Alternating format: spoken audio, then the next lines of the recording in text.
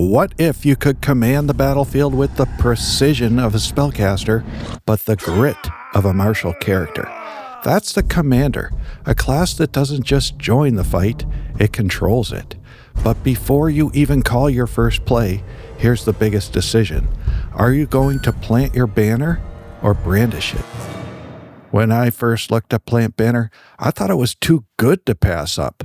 Slam your banner into a square corner and your aura surges into a 40-foot burst?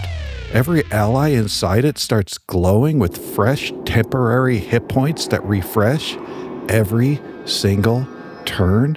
It's like a battlefield insurance plan that just keeps paying out. At least, that's what it looks like at first. Here's the catch. To use an ability that has the Brandish trait, you must be holding your banner. So the moment that banner leaves your hand when you plant banner, no more Brandish abilities.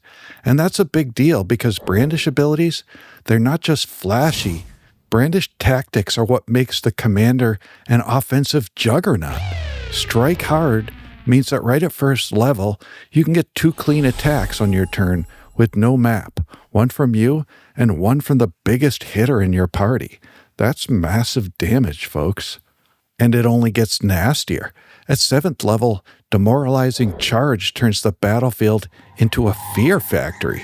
2 allies stride in, each makes a strike, and every hit forces a save against your class DC to avoid being frightened. Best part? No immunity to the frightened. So unlike demoralize, you can use this every round. 2 actions, 2 strides, 2 strikes, and fear. And you're still swinging on top of that. And if you make your own strike with guiding shot or setup strike, you take your offensive brandish tactics up a notch. At 10th level, targeting strike adds your intelligence modifier and damage for the next attack. At 12th, they also get to roll twice and take the better result. So picture this. You look at the raging barbarian in the party and say, strike with no multiple attack penalty, add +5 damage, roll twice and take the higher result. Hey. Oh, and if you hit them, they're frightened. You better get that player a bib. So what happens if you try to keep the banner planted and run your offense? You've got options, they're just not as clean. Double team can do the job. Line up a squad mate, they shove or reposition, and if it lands, an ally gets a free strike. Or, at 7th level, slip and sizzle. You order a trip on the enemy, then cue the wizard to roast them alive. But the catch is obvious. These setups require a successful athletics maneuver first, or no damage payout. This means whatever your damage calculation is, it's reduced by the % of success on the athletics maneuver. That's just no way to do business. It also requires that you have someone in the party that can use athletic maneuvers. And technically, this could be you, but this is a terrible strategy. When you take part in your own tactic, even if it's a reaction, it's still happening on your turn. The multiple attack penalty will apply to you. Suddenly your math is off, your offensive rhythm breaks, and your big turns just don't feel big anymore. But here is what pushed me fully in favor of Brandish abilities. The Brandish support options are great as well. Maybe not as good as Plant Banner, but they are great. You've got Banner Twirl, a single action that provides concealment against ranged attacks. Defiant Banner, a single action that gives resistance to physical damage for you and all allies in your banner's aura. Quickening Banner, a single action haste for a round. And finally, the Chef's Kiss, Rallying Banner, a one-action healing burst for 1d6 per spell level healing. And then it just clicked. This is how this whole class comes together and why you keep your banner in hand.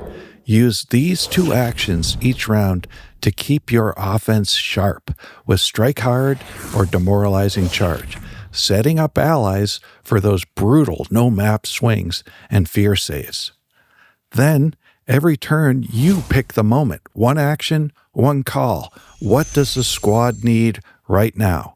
Crank up the offense with Guiding Shot or Setup Strike. Lock down safety with Banner Twirl or defiant banner. Hit the gas with quickening banner. Patch everyone up with rallying banner or battle medicine. And it doesn't have to stop there either, because you could drop one of these non-brandish moves here too. Pincher attack makes the entire battlefield flat-footed with a single action. Gather to me moves the entire party, including yourself, into position. It's really an early level poor man's haste. Or the pure style move, alley-oop, a single action that draws, tosses, and uses a consumable. All of these slot right here into that one action flex. And suddenly, you're not just swinging a weapon, you're calling the shots, shifting the momentum, and commanding the battlefield. And honestly, that's what this class is all about. So what's your choice? Are you going to plant banner? Are you going to brandish? Maybe you want to thread the needle by planting your banner, but only using it situationally. Or maybe you're just going to play the Guardian. Let me know in the comments below. And don't forget to subscribe and join the Cult of Crunch, the hidden network of strategy enthusiasts and power gamer nerd bad boys. And that's it. I've been your host, Crunch McDabbles. This has been the Crunch McDabbles Show. You know, they put the I and the O right next to each other on the keyboard. So every time I was typing guiding shot, I wrote guiding shit, which really sounds like a hell of a commander tactic if you can pull that one off.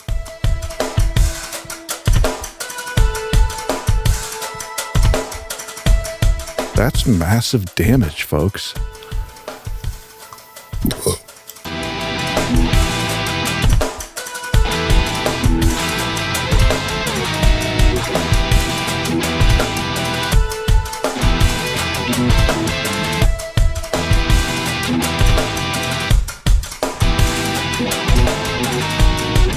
That's massive damage, folks.